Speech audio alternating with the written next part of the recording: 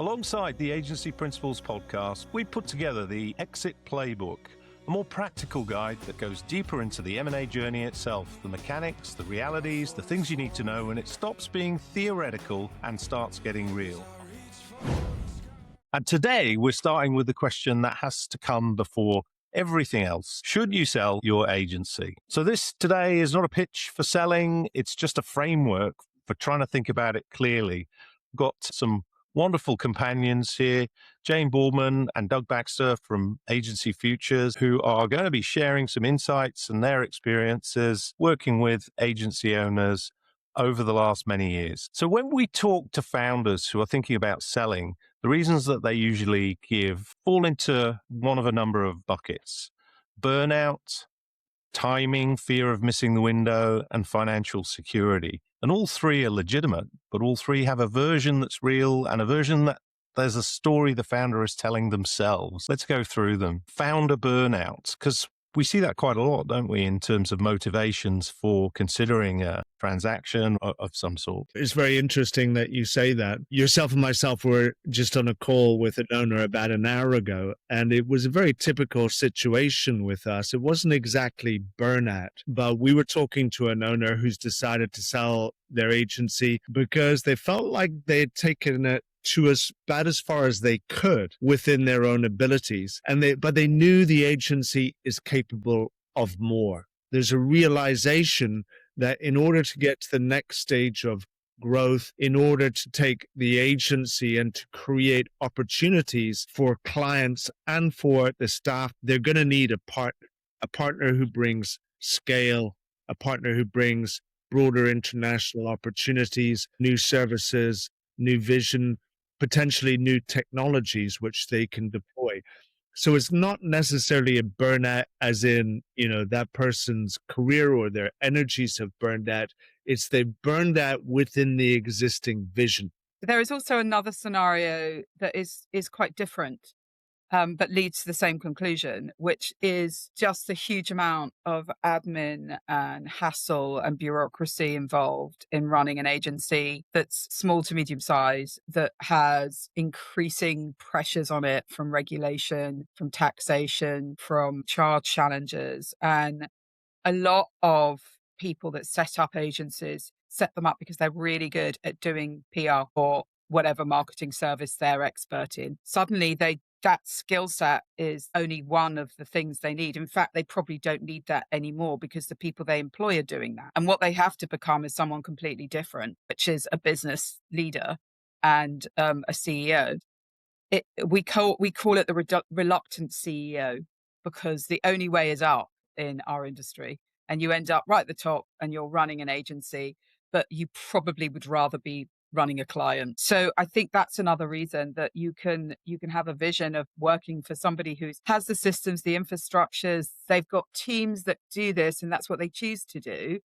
And you can be the leader you want to be. And at the end of the day, a larger company isn't going to buy you for your ability to fill in a spreadsheet. They're going to buy you for your ability to win clients and to, lead your people with motivation. Most agency leaders have unique set of skills that have got them there in the first place that they ironically aren't using that much anymore. I think what Doug and I see quite often is we'd be chatting with an owner and they've actually been there several times before. They've kind of come to I'm nearly there, just another, just another little sprint, another client. I just need to hire this key role, and then something happens structurally or outside of their control. It's like snakes and ladders, isn't it? They sort of hit a big snake, come back down, spend the next couple of years building back up, start to think about it again. It's so hard. So I feel like burnout is perhaps not a brilliant descriptor for that, but I think that there's often a realization that, God, I've been here many times before. This time I need to find a new way of writing this next chapter. There is always this expectation that if you've had a year of growth, it will continue and then you'll get a better price in 2 years' time. But unfortunately, that doesn't seem to be the case. There's a lot of revolving door. You win a big piece of business, you lose a piece of business. And I think also this comes back to the skill set of the CEO. You don't know how to grow a business. Your only way to grow a business is to get more clients. Obviously, that's a way to grow your business, but by getting new clients, you can often lose new clients because you're focusing too much on new business. And today it costs so much money to win new business because you have to do the RFI, you have to do the pitch, you have to do the scope of work. It's not the panacea that people think it is. So you really need a structured approach to how you grow your agency. There's 2 points to that. One is an advisor can help you look at it really carefully and in a way, coldly, this is what you need to do. And also we'll have ideas you've never had. And then secondly, when you do sell, the people you're selling to have grown loads of agencies. So they've got all that experience.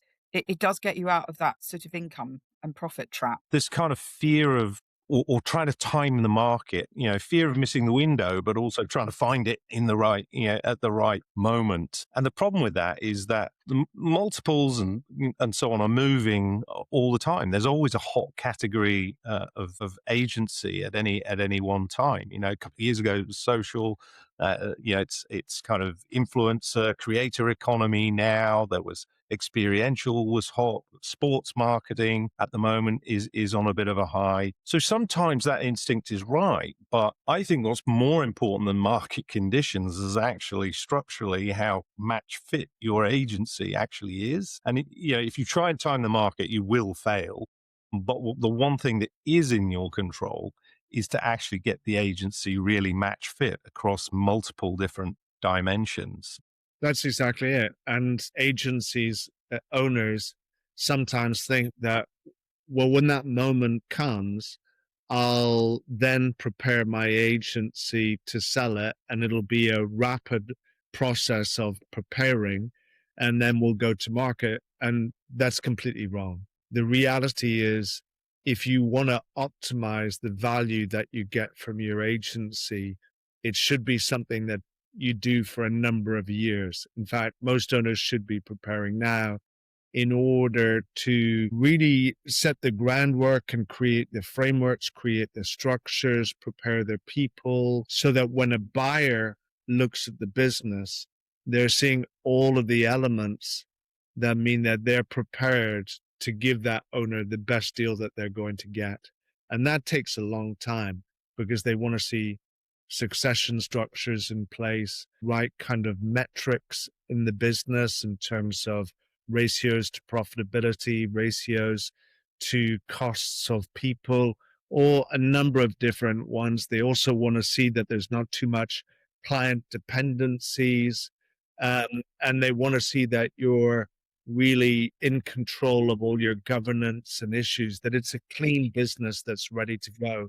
And that's another mistake that owners make, is not doing enough of that preparation and then assuming that the agency is going to be good to go. And it costs them, because what will frequently happen, we'll get into the middle of a transaction. There's actually potentially a very good deal on the table, but because the structures and framework are not robust enough, they'll suddenly have an unforeseen situation, whether that it hits on the accounting isn't robust enough and they've discovered something that's out there that they didn't expect. They have to report that to a buyer that's in the cycle of looking to buy the business, and it destroys the transaction. So it really takes a long time in preparing. And the other second factor that we always remind people is owners can be very focused on their situation. The reality is the right time to sell the business is when the right strategic buyer is out there. There's also some very straightforward practical things that, your client contracts. Is the contract robust? What's the notice period? Also, some large clients have hidden in there somewhere that change of ownership clause. So if you decide to sell, then they can, without notice, just the contract cease to exist. And you won't necessarily know that's in there. So it's really good to spend the time going through, the contracts and just seeing what they actually say. What's the notice period? What is there anything sneaky in there that we need to find out? That's kind of what we're talking about here, because it's not a natural state to be sale ready for most agencies. They've got lots of other things to think about. But the frustrating thing from an owner who's decided, right, I'm ready, I'm doing it, I'm ready to retire or whatever, is hate to be the bearer of bad news here, but there are 4 or 5 confounding factors here that we've discovered that are discount factors. And I know you have a sense of what value is because you've spent 20 years, this is your baby, you've spent 20 years growing it. But the reality is, because you haven't been doing the work to get match fit in preparation for this, you've started too late. You're going to end up leaving quite a lot of value on the table. And of course, it's legitimate to want to retire, but it is just that age old, urgent superseding the important. You never quite get around to doing the work that's going to help, bear the fruit. And how often do we see it, guys, where you're in this process and the work hasn't been done, therefore you're in a situation where there are some discount factors, and it's frustrating for everybody. I think that is such a good point, Simon, because one thing that I've noticed since I've been working with both of you is agencies go, yeah, I'm not quite ready to sell yet. Well, no, but what you should be is I'm ready to have a conversation about what I need to do in order to be sale ready, which is what you're saying. I don't think people are aware of that. And I think they also don't know there is people like us to help them with that, because it Yes. just feels so totally overwhelming, and you've got an action list that is, keep clients, keep staff, get rid of some staff. Think about the office. It's getting somebody who can just go, we can take that off your hands. We'll look at it all. We'll tell you what you need to do. And also at that point, we will say, do you know what? You could get this ready in 6 months, or, you're going to need 2 or 3 years. Now I'm in this world. I can't understand why anyone wouldn't want that clarity and that expertise brought to them. But when I was on the other side, I was like, oh, just get on with it another year. It can wait, and I'm not sure. And prevarication, it's terrible. Exactly. And it's not about actually necessarily even going to market. The fact is that getting match fit means that you're running a better agency. It's going to be more profitable, the culturally stronger, happier staff, happier clients. Why wouldn't you want to do that anyway? And a side benefit of that is, oh, and by the way, if opportunity knocks, we'll be ready. And also there's things in our clients and agency owners business that are impediments, and they can see a way through. So just thinking of a recent example is you've got a minority shareholder and you don't really know how to deal with that, because that's going to make a sale quite difficult. And sometimes you need somebody from the outside. And I'm just using that as an example, but there can be 10, 20 different scenarios that an owner might see as something that's stopping them from going to market, that they don't know what the solution is because they haven't been in this situation before. And for most people, owners in this category, in marketing services agencies, there is an earn-out component. I don't think we've done many deals where there hasn't been an earn-out. They're the norm, not the exception. So it's typically 2 or 3 years. And so from a buyer point of view, that finish line is actually the start line. So that's not the day you sign is not the day or complete is not the day that you're free. And I think this lands really hard on some founders who sort of have a clear picture of what comes next, but then they find that, oh my God, this is actually real now. How do we communicate that more effectively? I think it's also about who you choose as to sell to, because you are leaving your own lovely culture you've created for a very long time, and you've made it as you want it. And suddenly you're entering someone else's culture. Suddenly you're going to have a boss. Now, what does that mean? I did some coaching with somebody who sold to a large company. And what I tried to tell her was, this is a really interesting life experience for you, because you've always run your own business. You've never been part of a bigger organization. You've only ever had yourself to learn from. So use this as a really interesting learning period and gobble it up. Just enjoy it. Don't be resistant to different systems because they're different from what you've got. Ask questions. Why do you use this? How did you analyze it? How did you choose this? How can it improve my business?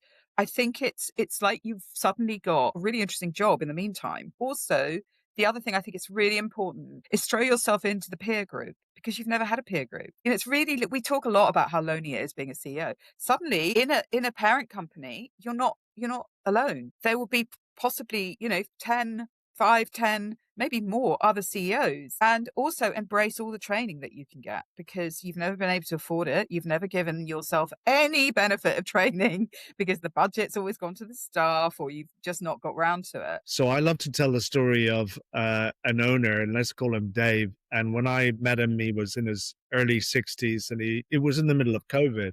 And he was big in the tourism business, a lot of clients. And obviously that all went out the window. So he was panicking. I mean, he lost about 65% of his revenue in 2 days, whereas two biggest clients said, that's it, we've been told to shut down. And so he asked us to find him a partner, which he did. And as part of that, exactly as you said, Simon, there was a 3-year earnout. It was 2021. And about a month ago, I was speaking to the CEO of the company that bought him. And I said, I know the earnout's over. Do you ever hear from Dave these days? And he's like, Dave comes in every single day. Dave never left the business. He's here forever. And the reality is a lot of, going back to the burnout issue, when people are burned out, they can discover a whole new energy and lease of life. When somebody has taken all of the stuff that they never really wanted to do away from them, given them a bigger organization, and then allow them to focus in on actually the part of the job that they really enjoyed. Brilliant. Love that. Yeah, the other one that I was thinking of was, you're halfway through and actually it turns out that your agency isn't actually worth what you hoped it would be. Despite perhaps some guidance, it's like we're hoping to get quite a bit more, but for whatever reason, either the market or the buyers that have come to the table have not seen the value that you have seen in it.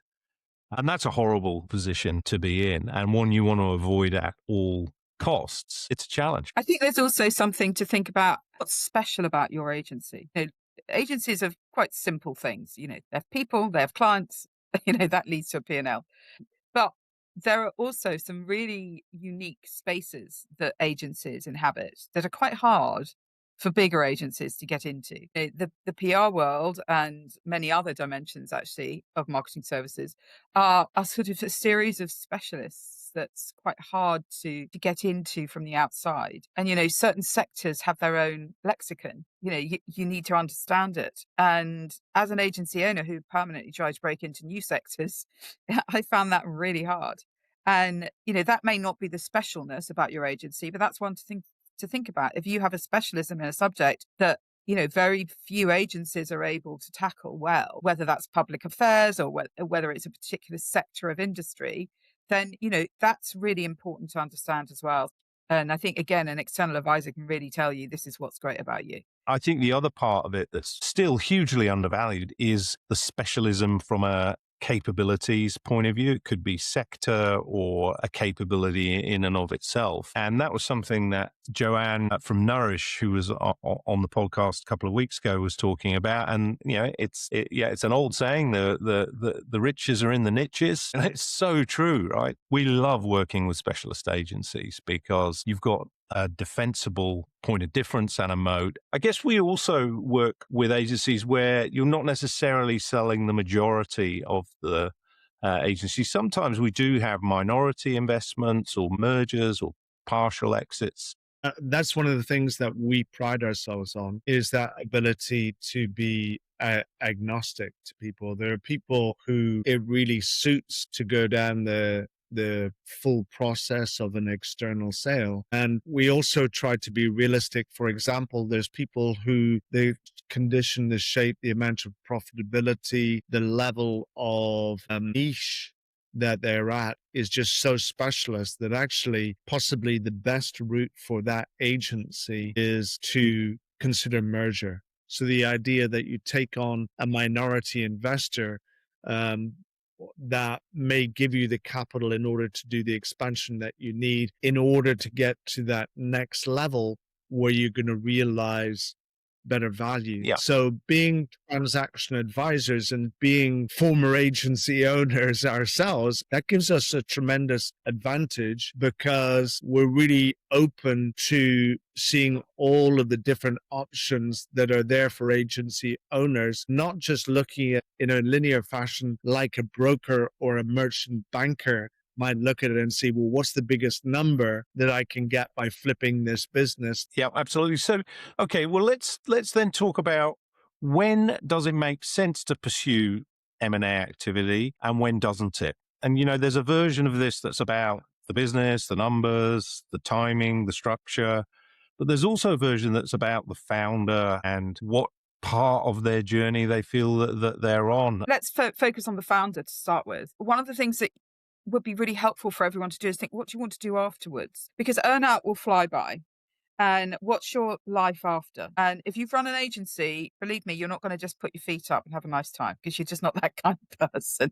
So what is your life after and what can you see yourself doing? And then that leads you to what is it about that is really appealing compared to where you are today? What do you want to do this for? It's perfectly fine to say, actually, I want to get the cash out of this business.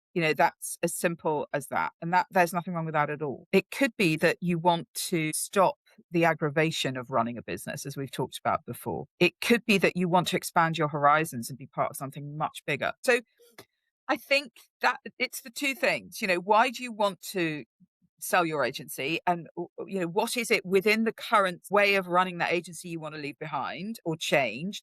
And what is it you want to ultimately do with your life?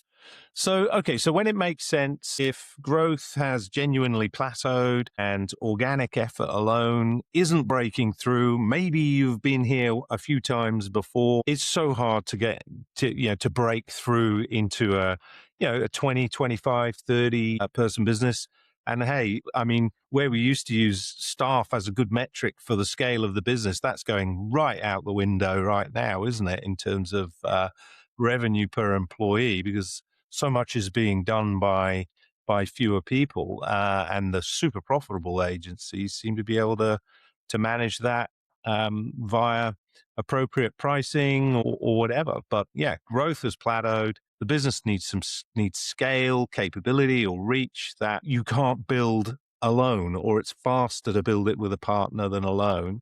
And then, as you say, your personal goals, your financial security, or the need for a different chapter. But at least you have thought about them and have considered what that might look like, which is surprisingly rare. So when doesn't it make sense then? That's a great question. We always do I try to do a bit of a pause and a bit of a speech, really remind owners that there's a vast amount of emotional and physical energy that's required for this process. Because the reality for most owners is you're going to have to kiss a lot of frogs. Like I always try and think of recent engagements that we've done. So we sold an agency in the UK later this year, and we probably, over a 2-year period from when we're engaged, because it was a very specific kind of an agency, we probably spoke to, direct conversations with 30 or 40 owners, and we had 4 LOIs in that business for that business, which meant we went quite far down the track with a potential buyer until they issued the letter of intent. They wanted to buy the business. But on one side or another, it didn't actually work out until the 4th buyer, who then completed the transaction in January of this year. If you don't have that time, that inclination, the ability to focus on that, it's the wrong time. And we've seen it before, the reason we have that discussion is owners get a certain amount of way down that track. They realize how much is involved, and they push the eject button. Oh my God, this is traumatic. It's a lot more work than I thought it was going to be. And really, there's nothing worse for them and potentially for the buyers that we've interested in their business than somebody jumping ship at a critical point in the process. There's a little parallel to that that example, Doug, and that is that you start the process. The owner suddenly rediscovers through the process what an amazing business they've built, and the thing that they've sort of fallen out of love with, which is why they're considering going through this process, they've suddenly fallen in love with again, and decide that for them independence is the way forward. So those two do sort of sit together. And then I think if there's the other time that I would say, like if there's major skeletons or difficult situations that you're facing, a big bit of litigation, major staff issues within the agencies. So there's fundamentals in your business that you're going to have in place. Otherwise, it's going to blow up in your face at some point in the transaction and is going to make a nightmare for everybody. I've got another one. A bad time to sell is where you're motivated by panic rather than strategy. You've had a disastrous year. You've just lost a client. You're thinking, God, if I don't do something now, it's never going to happen. And those distressed motivations, shall we call them, tend to have a habit of producing, not surprisingly, distressed outcomes. And obviously, we are sometimes called on to help an owner out of a situation like that. But it's always one of the most difficult transactions to do in that scenario. It's a two-way thing. I mean, sometimes owners can't see their way out and the agency fortunes change. That is perhaps a time to look at what strategic options are available rather than decide to go to market. And that's where it's important to have an advisor other than a broker who's just going to want the commission. The key point there is that staying independent on purpose is a completely valid strategy, but staying independent because you kind of never got around to deciding which way you wanted to go, that's a completely different thing. And that tends to really narrow options over time rather than preserve them. I think there's also a funny thing that we haven't really talked about that's the opposite from people thinking my business is worth a fortune, it's my baby, which is no one will want to buy my agency. And you're like, okay, why not? And this company was making a million profit. And I'm like, why wouldn't, oh, I don't know. We're just not that good. I don't know. We're all right, but we haven't really grown. And, and I think one of the things that I've learned from the period I've been working with you both is there is someone for everyone. There is a partner out there for you. There is a buyer for every agency, unless there are horrible skeletons and really bad distress, as you've said. I guess from my point of view, if there's one thing we'd want you to take away from this conversation, it's that the decision as to whether or not to pursue M&A, it's not necessarily a financial question. It always seems to start with the finance side of things. But once you get that out of the way, it's much more about the culture of the place, the capability. What are the people like? Do I think I can trust them? And these are much more personal decisions. I had an amazing one last week. A company wanted us to search and find different agencies for them on the East Coast. And they started describing the agency. And I said to them, listen, you know what? You could pay us to do a big, long search and do that. But I actually know the perfect agency for you. So we can just and I can introduce you to these people because I've known them for years. Now, I don't know if they're on the market, but, I'm happy to introduce you and to see what you think. And on both sides afterwards, they said the same thing, or the sense was, and one of the parties said, like I felt we could finish each other's sentences. So, and that's why we focus on exactly what you said. Yeah, finances are important, but it all comes down to culture. Culture, what we call empathetic M&A. Do people share the same vision, the same values? Do they think the same? You don't have to be alone in this journey. You've run a business for a long time, but there are people like us that can guide you through it. We've all done it ourselves as well as advised lots of other companies. So we are there on your side. We've heard this from people who have engaged us. It's just lovely to have someone in my corner, that's totally on my side. And, you can have that. It's available. Brilliant. Thank you, Jane. Great last words. So that's the first in our Exit Playbook series. In the next episode, we'll get into what your agency is actually worth and why the number most founders have in their heads is almost always wrong. Thank you, guys. Thanks for your time. You've been listening to the Exit Playbook from Agency Futures with Doug Baxter, Jane Boorman, and Simon Morgan. For help with growing, buying, or selling your agency, find us at agencyfutures.com.